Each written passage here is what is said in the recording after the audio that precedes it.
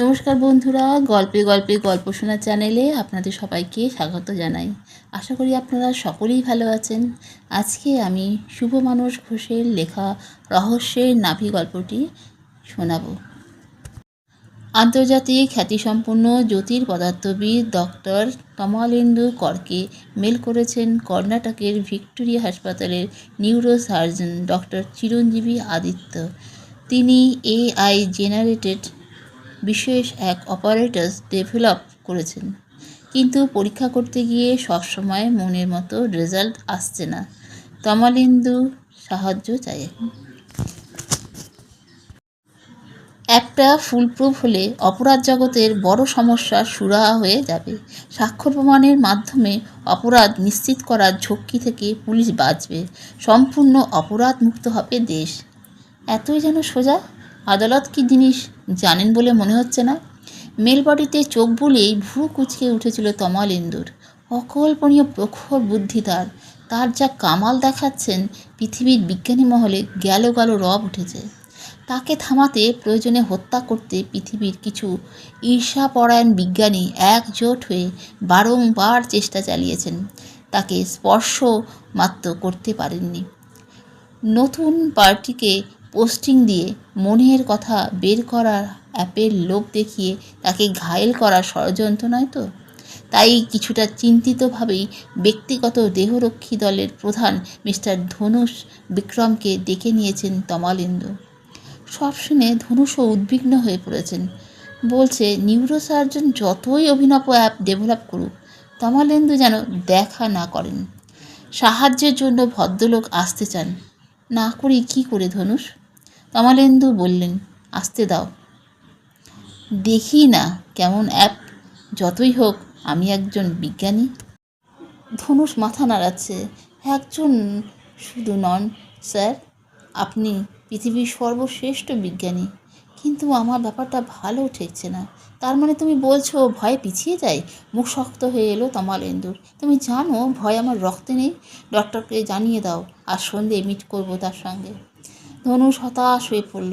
তাও চেষ্টা করছে। প্লিজ স্যার, আমার কথাটা শুনুন। আপনার কিছু হলে মানবজাতির অপূরণীয় ক্ষতি হবে। এই পৃথিবীতে আপনার প্রাণ সবচেয়ে মূল্যবান।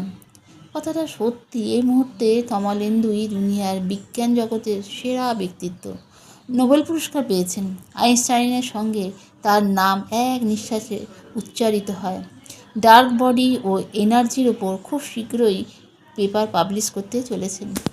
ডার্ক বডির রহস্যময় অদৃশ্য অস্তিত্ব, একটা গ্যালাক্সির টোটাল ভরের সঙ্গে তার অন্তর্গত কোটি কোটি সুপারনোভা, নেবুলা, গ্রহ নক্ষত্র ইত্যাদির মোট ভরের বড়সড় ঘাটতি দেখে তার উপস্থিতি নিশ্চিত হওয়া গেছে।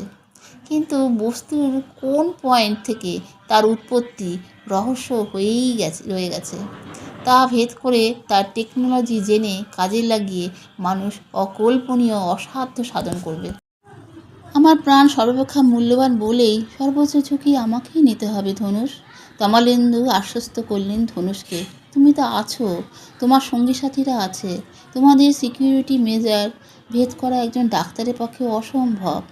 তোমরা ফেল করলে তারপর তো আমি আছি। চিন্তা করো না, আসতে দাও ডক্টর আদিত্যকে।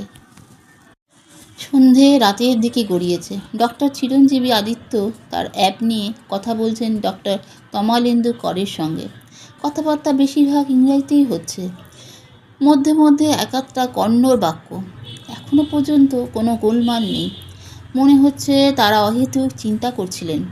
তাও সতর্কভাবে মন দিয়ে সব শুনে দমেই গেলেন তমালেন্দু। খেলো অ্যাপ। সামনে দাঁড়িয়ে আছে ধনুষ। জাত ভাই হলেও চিরঞ্জীবীর প্রতিটি আচরণ তীক্ষ্ণ চোখে নিরীক্ষণ করছে। ভদ্রলোকের চেহারা আর পাঁচজন ডাক্তারের মতো শান্ত সৌম্য, কিন্তু ধনুষ জানে সেটাই সবচেয়ে বিপজ্জনক। তার চেয়ে বিপজ্জনক হলো সিকিউরিটির পক্ষে সবচেয়ে স্বচ্ছন্দ মুহূর্ত। চিরঞ্জীবীর হাই জেনারেশন ল্যাপটপটা ঠিক তখনই যদি সক্রিয় হয়ে মৃত্যুবাণে পরিণত হয়, তমালেন্দুকে আঘাত হানে। তা প্রতিরোধে সিকিউরিটি ডাটা চিনিয়ে টান হয়ে দাঁড়িয়ে আছেন। বিপদ এর আশঙ্কা দেখলে অ্যালার্ম বেজে উঠবে। সঙ্গে সঙ্গে সে ঝাঁপিয়ে পড়বে। তারপর টুটি চেপে ধরবে চিরঞ্জীবীর। হতাশ হলেও চিরঞ্জীবী তার অ্যাপের যে নাম দিয়েছে অতি পরিচিত হলেও বেশ হোয়াটস ইন ইউর মাইন্ড। সোজা কথায় মানুষ মনে মনে কী ভাবছে তা নিখুঁতভাবে ডিটেক্ট করে বাক্যে মনিটরে ফুটিয়ে তোলাই তার অ্যাপের বাহাদুরি। কিন্তু এই বাহাদুরি নতুন কিছু নয়। অন্যের মনের কথা পড়ার বা নিজের কথা বিনা মাধ্যমে অন্যের কাছে পৌঁছে দেওয়ার টেকনিকের চর্চা দীর্ঘকাল ধরেই এদেশেই হয়েছে। আধ্যাত্মিক গুরুরা অনেক দূরে বসেও চিন্তাপথে শিষ্য বা শিষ্যাকে সাধনার পরবর্তী ধাপের নির্দেশ পাঠাতেন। এখন মোবাইল ফোনের মতো সহজলভ্য যোগাযোগের মাধ্যম আসায় তার প্রয়োজন ফুরিয়েছে।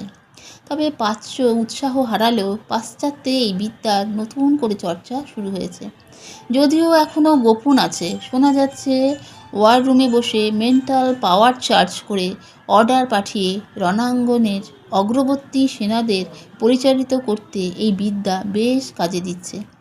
এইভাবে মেসেজ পাঠানোর সুবিধা হলো এআই চালিত কোনো উচ্চ স্তরের ডিটেক্টরও একে হ্যাক করতে পারে না। এর পাশে হোয়াটস ইন ইউর মাইন্ড কিছুই নয়, একে বড়জোর বাজার চলতি লাই ডিটেক্টর এর উন্নত সংস্করণ বলা যায়। কোনোভাবেই আদালত গ্রাহ্য হবে না। দেশ অপরাধমুক্ত করা ডাক্তারের কর্ম নয়, এ তো ক্লিয়ারভয়েন্সের বা টেলিপ্যাথির যান্ত্রিক সংস্করণ মাত্র। তমালেন্দু বলেই ফেললেন, nothing new in it.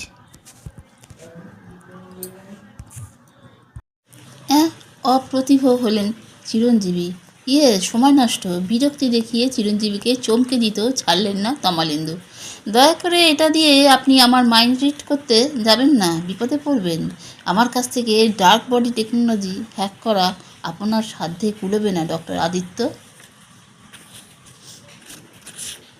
Dark body, dark matter ও এনার্জির টেকনোলজি? জ্ঞান তো সজাগ, সবই ডার্ক আপনার কাছে, কেমন? চোখ জলজল করে উঠল তমালেন্দুর। আপনি বড্ড বেশি সন্দেহজনক ভালো মানুষ দেখছি। কে আপনাকে পাঠিয়েছে? কোন শয়তান? চিরঞ্জীবী ভয় পেলেন। কেউ পাঠায়নি স্যার। লিসন, আমি ফেস রিডিং জানি। আমি নিশ্চিত আপনি কারো হয়ে আমার ক্ষতি করতে গোপনে মিশনে এসেছেন। ও নো স্যার, অনেক হায়ার লেভেল আপনার দয়া করে অ্যালাউ করেছেন। আপনাকে ধরা ছোঁয়ার ক্ষমতা আমার নেই। কণ্ঠে আকুতি ঝরছে চিরঞ্জীবী। এভাবে আমায় বলবেন না স্যার, আমি সামান্য একজন ডাক্তার।